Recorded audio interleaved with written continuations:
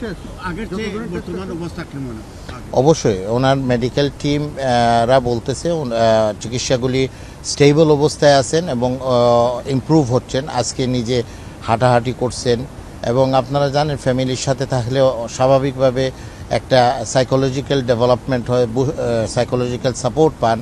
এই সাপোর্টটা পাওয়ার সাথে সাথে ওনার স্বাস্থ্যগতভাবে উনি সুস্থতা ফিল করবেন। এটাই হলো আমার। আপনি তো বলছেন যে আন্তর্জাতিক মানের ট্রিটমেন্ট পেয়েছে বাংলাদেশে, আপনার সব আমাদের টিম, আমাদের ডাক্তারদের টিমরা যারা ছিল ওনাদের যে কার্যক্রমগুলি আমাদের লন্ডন ক্লিনিকের ডাক্তাররা ওরা ফিল করছে, ওরা যে টিমটা কাজ করছে ওরা আন্তর্জাতিক স্ট্যান্ডার্ড মেনটেন করছে। কিন্তু যখন উনি কারাগারে ছিলেন তখন অনেকে দাবি করছেন যে স্লো পয়জনিং, অপচিকিৎসা, নানা এই প্রশ্নটা মানে প্রফেশনাল প্রশ্ন।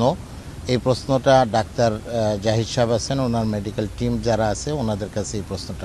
একটা প্রশ্ন, যে যতগুলো টেস্ট আছে সবগুলো কি শেষ করানো বাকি আছে? বললাম না, মানে আপনি এখন আমাকে জিজ্ঞেস করতেছেন মেডিকেল রিলেটেড একটা প্রশ্ন করছেন। এই ব্যাপারটা আমাদের যারা টিমের দায়িত্ব আছে ওনাদেরকে এই প্রশ্নটা করি।